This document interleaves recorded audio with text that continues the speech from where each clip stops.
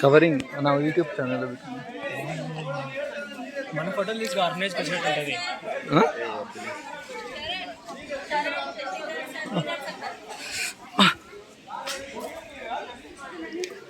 ಶ್ರುತಿ